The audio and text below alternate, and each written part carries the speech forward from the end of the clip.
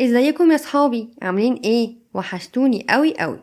يلا نرسم الصليب مع بعض. بسم الاب والابن والروح القدس الاله الواحد امين. هنتكلم النهاردة عن الشهيد العظيم ماريمينا العجايبي. اتسمى بالعجايبي علشان العجايب الكتيرة اللي ربنا كان بيعملها بصلواته. ماريمينا اتولد سنة 285 ميلاديا بمحافظة المنوفية، وباباه كان اسمه أودوكسيوس، وكان أودوكسيوس مشهور جدا بسبب فضايله الكتيرة. ومامته كان اسمها أوفومية، وهما كانوا قريبين قوي قوي لربنا، بس باباه ومامته ما كانوش بيخلفوا أطفال وكانوا زعلانين قوي.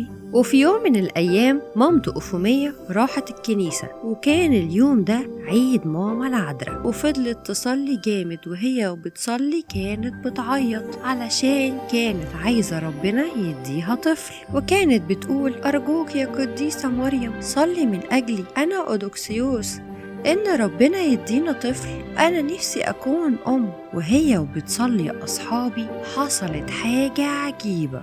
ردت ماما العذراء عليها من الصورة وقالت 3 مرات أمين.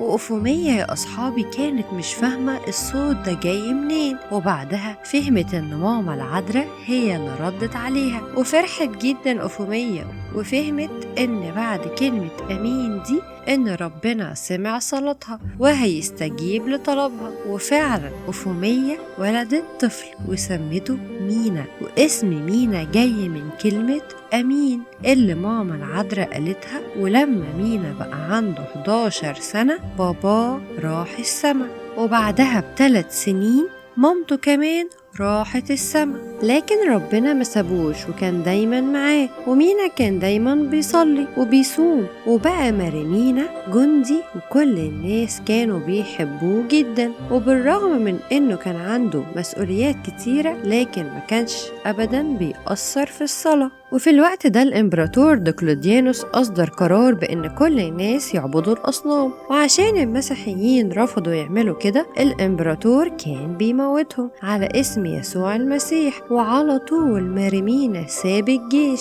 ووزع كل فلوسه وممتلكاته على الفقراء والمحتاجين، وراح عاش في الصحراء. وكان عايش ماريمينا حياة نقية مليانة صلاة وصوم، وكان دايما ماريمينا عارف ان ربنا معاه ومش بيسيبه خالص وبيحميه من اي شر.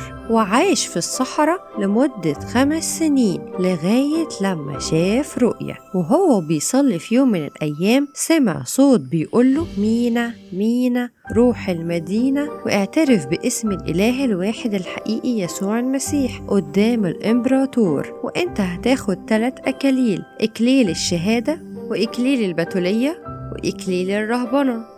وراح للإمبراطور وأعلن إنه مسيحي، وأمر الإمبراطور بتعذيب ماريمينا وعذبه عذابات صعبة خالص. وفي كل مرة كان ماريمينا بيتعذب كان الإمبراطور بيحاول إنه يقنعه يعبد الأصنام، لكن ماريمينا كان دايما بيرفض. وهو بيتعذب وفي وسط ألماته الصعبة جدا كان بينده على بابا يسوع وبيقوله: أرجوك يا رب قويني. وكان بيقول دايما للحراس وهم بيعذبوه: مهما عملتوا فيا أنا عمري ما هنكر إيماني بربي. وهو في السجن يا أصحابي جاله بابا يسوع وقال له: مينا مبارك أنت يا ابني لأنك اتحملت العذابات دي من أجلي، لكن بكرة يا مينا الإمبراطور هيقطع راسك وهتستشهد وهتبقى معايا في السماء، واسمك هيكون عظيم بين الشهداء. ونال مينا إكليل الشهادة.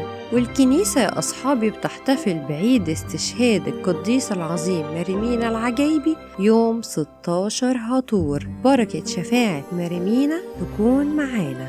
يا أصحابي يلا اعملوا لايك للفيديو ده عشان يوصل لأكبر عدد من أصحابكم، وكمان تابعوني، أنا على طول هنزل لكم قصص جديدة ومختلفة. نتقابل في قصة جديدة. باي باي.